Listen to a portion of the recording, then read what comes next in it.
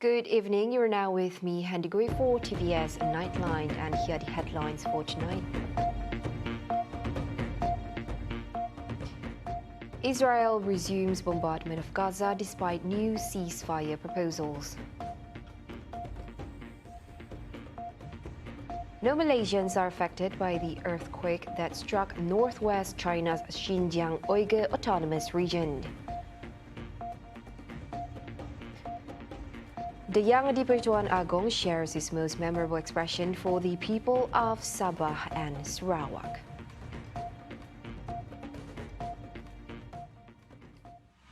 Lawatan nga.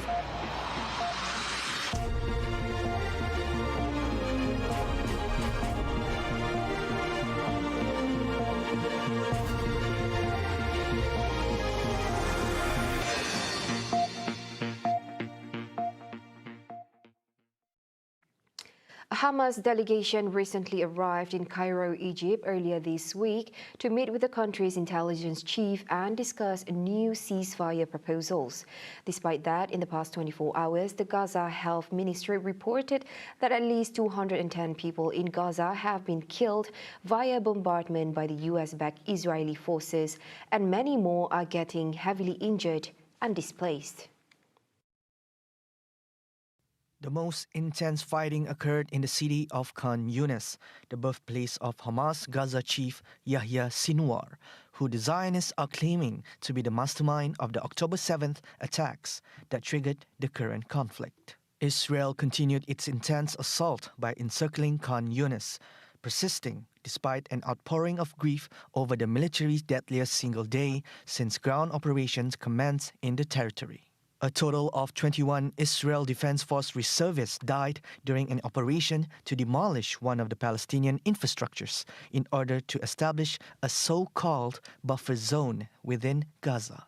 These deaths are in turn increasing pressure on Israeli Prime Minister Benjamin Netanyahu from his constituents to promptly conclude the one-sided war. As of Wednesday, the Gaza Health Ministry reported that at least 25,700 people have lost their lives in the Palestinian territory. A total of 63,740 individuals were also injured, wounded since the outbreak of the war with Israel on October 7th.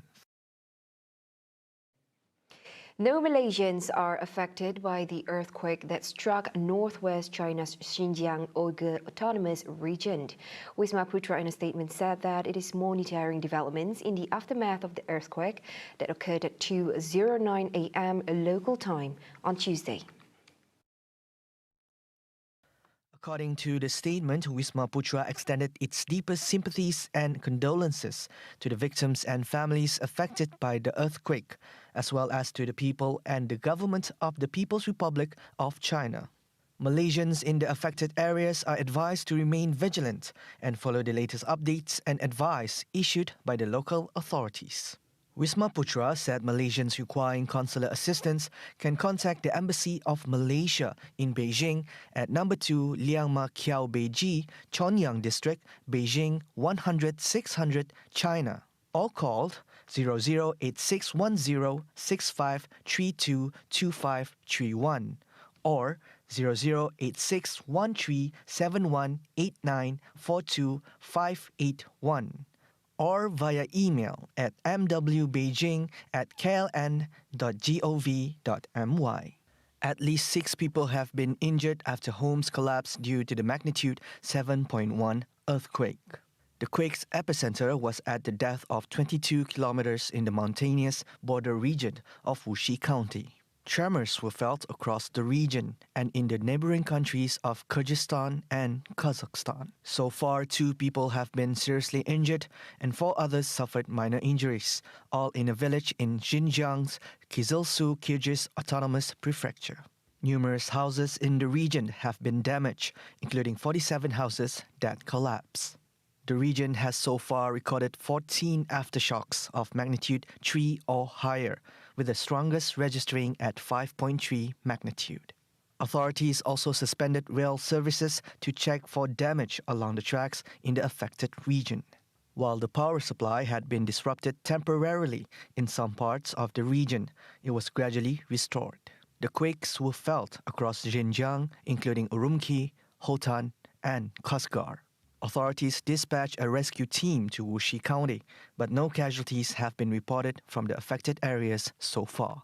Last month, a strong 6.2 magnitude earthquake hit Gansu and Qinghai provinces in China, with its epicenter in Qinshan Bowan Dongxiang and Sala Autonomous County, killed 149 people and damaging 14,000 houses. The people of Borneo are truly amazing because they are willing to wait for us with my wife and family. This may be the most memorable expression for the people of Sarawak and Sabah, referring to the young Di-Pertuan Agong Al-Sultan Abdullah Ri'atuddin Al-Mustafa Billah Shah. This expression was made during a feast at Dewan MUC Kampong Bandung, Cebu, in conjunction with the Kenali Borneo tour, organized to realize the dream of His Majesty the young Di-Pertuan Agong and Tunku Azizah Aminah Maimunah Iskandaria to get closer to the people of Sarawak and Sabah. His Majesty's simple command signifies a lot to the entire population eagerly awaiting the visit of Al-Sultan Abdullah and the Queen to Sarawak. His Majesty said that the people in both states were present in large numbers to welcome the convoy. The much-anticipated visit also became a motivation for the people to showcase the spirit of unity they possess. According to the Premier of Sarawak, Datuk Patinggi Tan Sri Abang Johari Tun Openg, the efforts of Al-Sultan Abdullah to approach the people during the Kembara Kenali Borneo journey have nourished the spirit of unity among the people. He further mentioned that the departure of His Majesty alongside the Queen also demonstrated the distinctive role of the constitutional monarch as a unifying force for national unity, prosperity, and stability. The people firmly believe that Al-Sultan Abdullah projects a friendly image of the monarchy throughout his reign as young Di-Pertuan Agong. Al-Sultan Abdullah's dedication is evident in acknowledging the wisdom demonstrated by the 16th young Di-Pertuan Agong in addressing a range of issues, including instances of health emergencies and flood disasters. His Majesty is also the only young Di-Pertuan Agong to govern the country with 4 prime ministers, concluding his term as the 16th young Di-Pertuan Agong on January 30th. The Sultan of Johor, Sultan Ibrahim Al-Mahum Sultan Iskandar, has been chosen as the 17th young Di-Pertuan Agong for a 5-year term starting January 31st.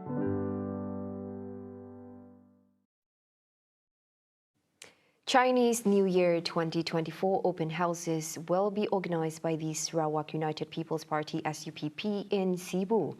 And according to Deputy Sarawak Premier cum SUPP President Dato' Amar Dr. Sim Kui Hian, Cebu was selected as the location following the stage-level Chinese New Year open house to be held at the Borneo Convention Centre, Kuching, BCCK.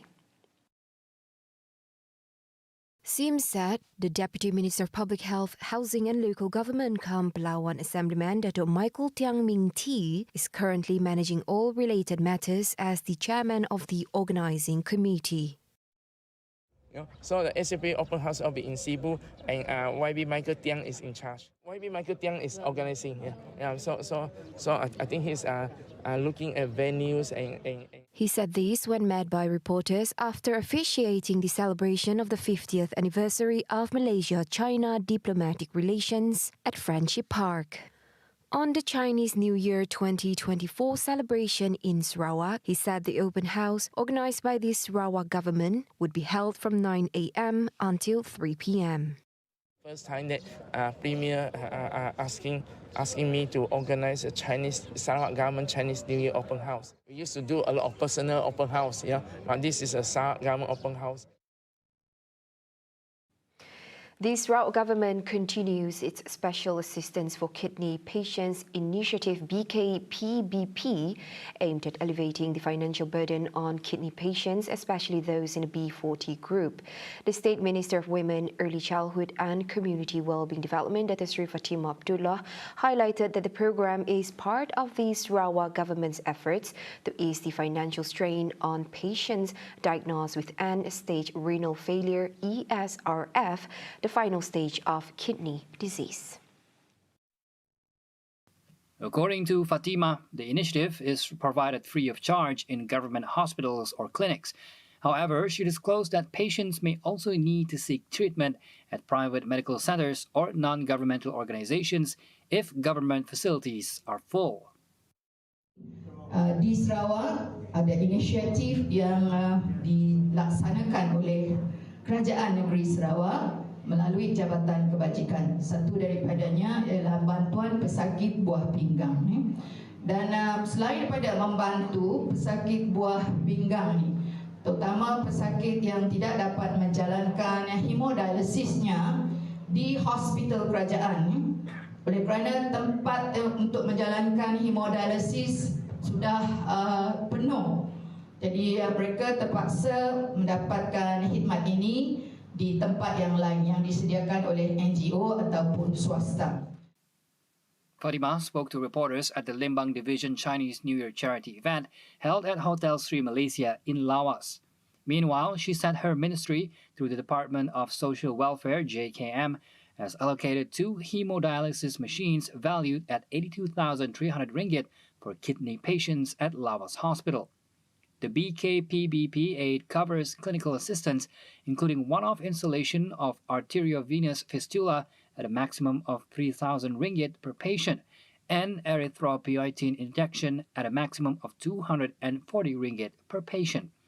It also includes hemodialysis treatment at a maximum of 200 ringgit per patient for every treatment session, or 2,400 ringgit per month, and continuous ambulatory peritoneal dialysis at a maximum of 2,800 ringgit a month if there is no slot for a hemodialysis center. A study on the aging population will be conducted by the State Ministry of Women, Early Childhood and Community Wellbeing Development this year to prepare itself for an aging society projected to be reached in 2028.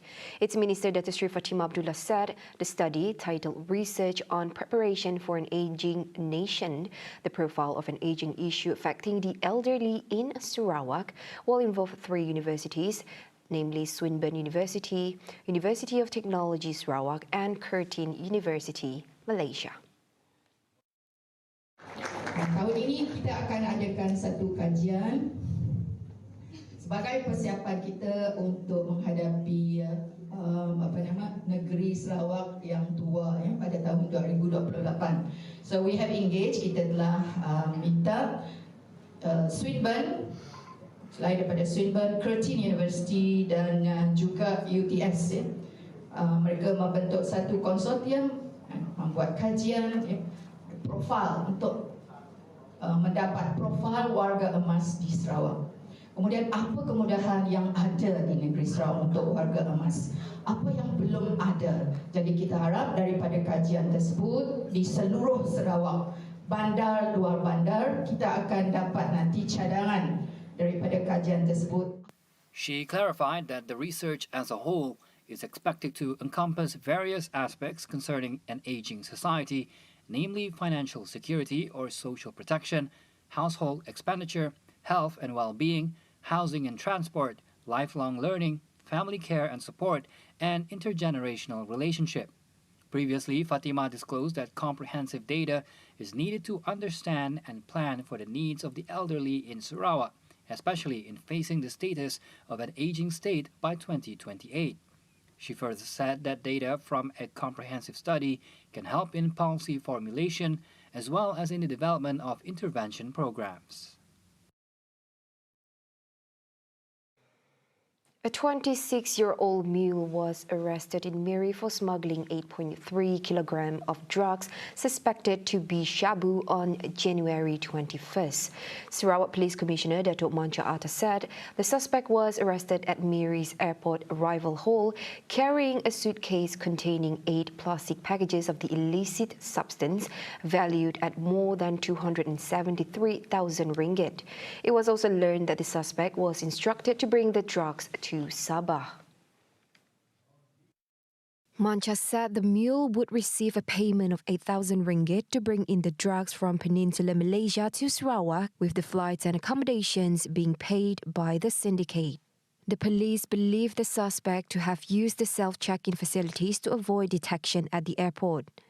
Preliminary investigation also found that the suspect has previous criminal records and tested positive for methamphetamine. The suspect has been remanded until January 27th. Meanwhile, another man was arrested on January 19 for possessing 2 packets of drugs believed to be ecstasy mixture, weighing 54.7 grams.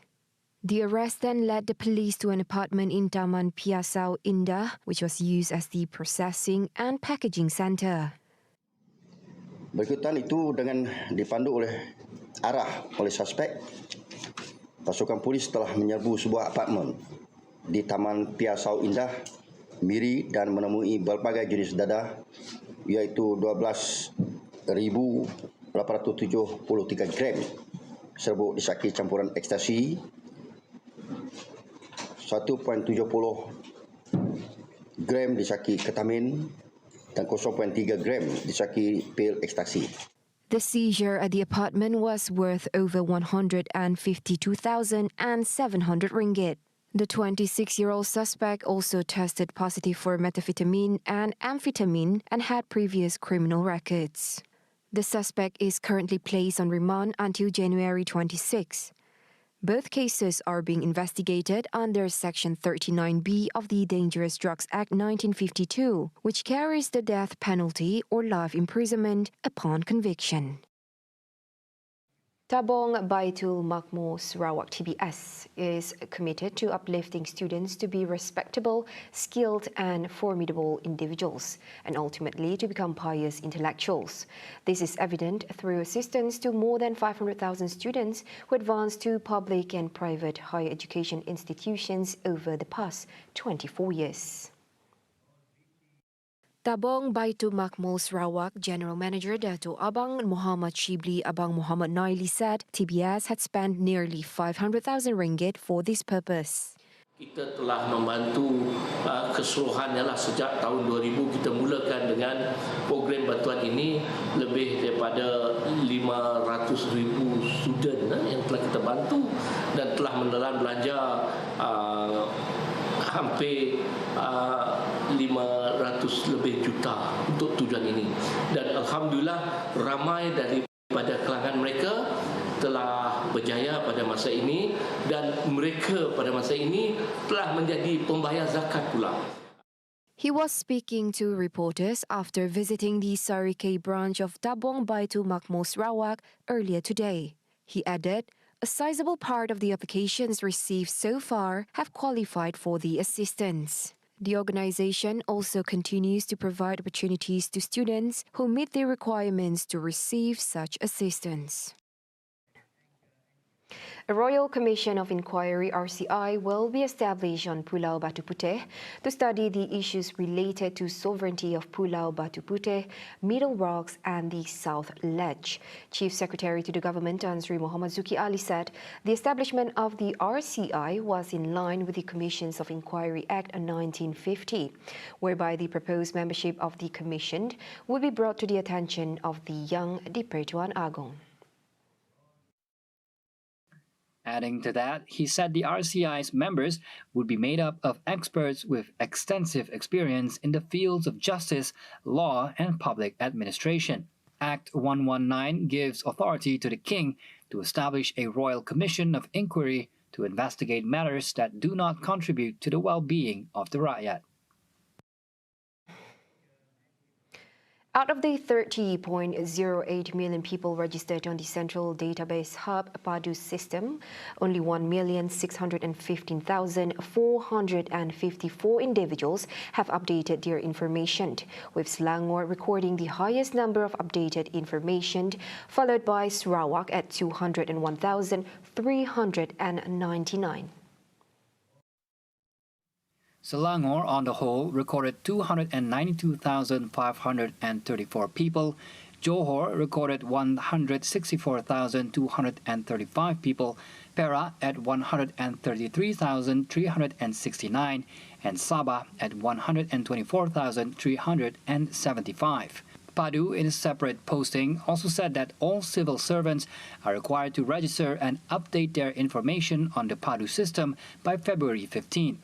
When launching the Padu system, Prime Minister Datuk Sri Anwar Ibrahim said it was aimed at increasing effective management to facilitate the collection, storage and management of data from various sources.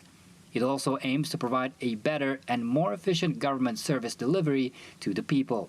Those who wish to update their information on the Padu system can do so via www.padu.gov.my.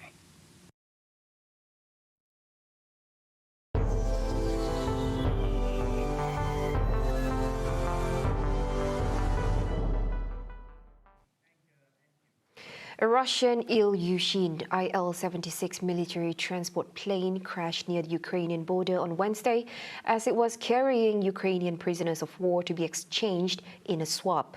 The Defense Ministry was cited as saying that the plane was carrying 65 Ukrainian prisoners of war alongside 6 crew members and 3 other people when it crashed.